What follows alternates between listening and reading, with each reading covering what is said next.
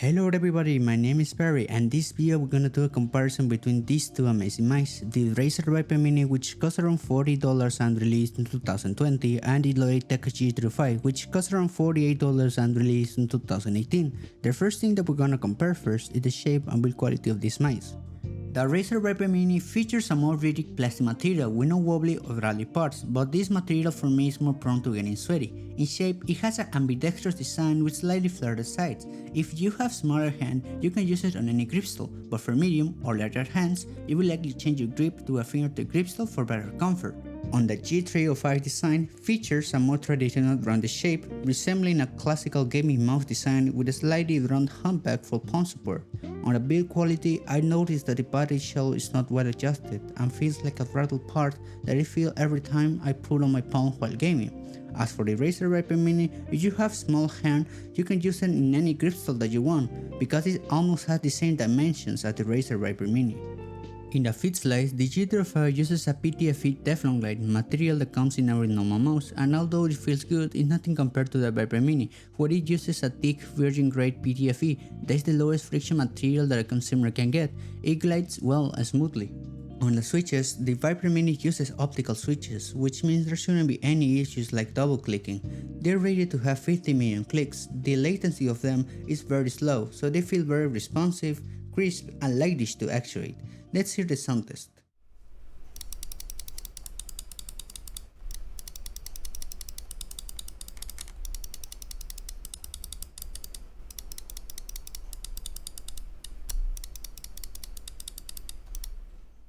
On the side buttons, they are overall great, with a very nice feeling, but one sounds more snappy and the other sounds more noisy. The sound test could explain this better.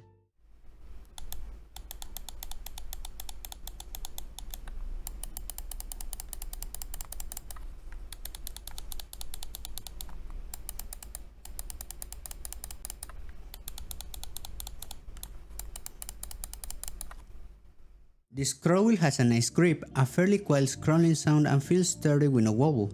On the scroll button, I noticed that it requires a little more force to click on it, and feels like it's about to break. Here's the sound test so you can have a clear vision of it.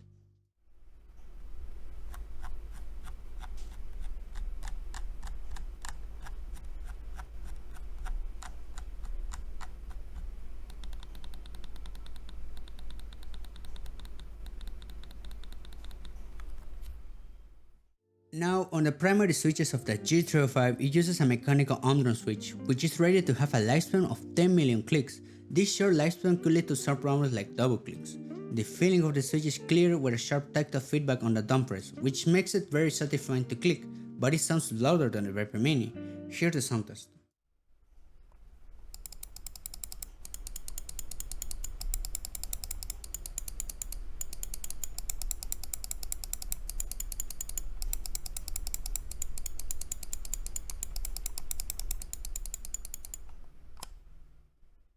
The side buttons are smooth, it has a nice feeling, they're not very loud, and they're firm with no shaking while pressing.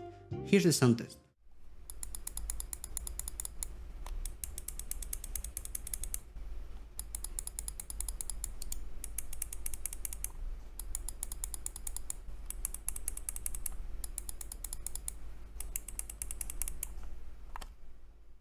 Finally, the scroll wheel. Compared to the Viper Mini, is less shaky and requires a little more force to scroll with it. The texture makes it more firm while scrolling, and the buttons are very nice with no feeling of the shaking effect that the Viper Mini has.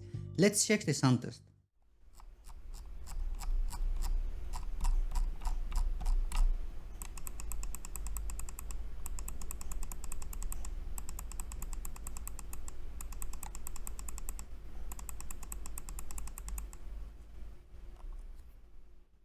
On optical sensors, the G305 comes with a Hero optical sensor made by themselves with a DPI up to 12,000 DPI and a polling rate up to 1000 Hz. This sensor is the best for me, it feels more precise and smoother. On the other side, the Viper Mini sensor comes with a PNW3359 from the brand of Pixar, with a DPI up to 8500 DPI and a polling rate up to 1000 Hz. This sensor is good as well, but with a big problem. It has a high lift-off distance issue. This could cause problems like repositioning your mouse, leading to messing your cursor placement. Now on connectivity, the Viper Mini sensor comes with a SpeedFlex cable, that is basically a particle cable made of nylon, that is super flexible and light. This can prevent you from feeling the cable while dragging the mouse. However, sometimes I feel the cable but not as much as other mice that did not have this type of cable. On the G305 connectivity is simple, it's a wireless mouse. It comes with a USB and an external dongle, so the delay is less. It needs a AAA battery for power too. Since it is wireless, I can move my mouse around without the problem of a cable pulling me out, and can feel any delay in the mouse too. On the weights, the G305 weighs around 96 grams with a battery included. If you like heavy mice, this is a go-to option for you. On the other hand, the Viper Mini has a weight of 60 grams. Nowadays, competitive shooter gaming mice are light, so this is a good option if you are on a budget and want to buy the light mouse. Finally, comparing the software, the G305 uses the Logitech G-Hub program that can be downloaded as its webpage. The software shows the state of your battery, the mode that you're on, and the connectivity that you're on. Entering the menu, in the first tab, you can modify your DPI from 400 DPI to 3200 DPI.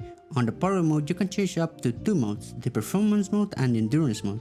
The endurance mode makes the battery last longer by reducing the polling rate of your mouse, and the performance mode can let you change the polling rate from 125 to 1000 Hz, but reducing the battery life. On the second tab, there you can change your button assignments from options like commands, keys, actions, systems, and create your own macros as well. Logitech software is very simple and direct, you don't get confused about what you need to do with it. On the other hand, the Viper Mini software is very confusing. The first time I used it, I was lost on how to personalize the mouse. The Viper Mini software is called Razer Synapse. After downloading it, just click on the mouse icon so you can go to options, where you can create profiles so you can create your own macros, change your DPI from 200 to 8500 DPI, and change your refresh rate up to 1000 Hz. You can also change the illumination too, through many effects and colors. In the calibration tab, you can modify your lift-off distance. This could maybe help the problem that I mentioned before about the mouse sensor. I recommend trying it and seeing if it works for you. After analyzing both of these mice, the G305 beats the Viper Mini on things like sensor and connectivity, but on the other hand, the Viper Mini wins on many more things such as weight, switches, shape, mouse fit, and build quality. For me, the Viper Mini is a clear winner. It can at least compete with recent popular gaming mice that are in the market. But hey, that is just my opinion. Thank you for watching. Don't forget to like and subscribe. I would also appreciate your opinion and get some feedback on how well I did in this video. It is my first time making this type of videos, so let me know what I need to improve. This was Spotty, and bye bye.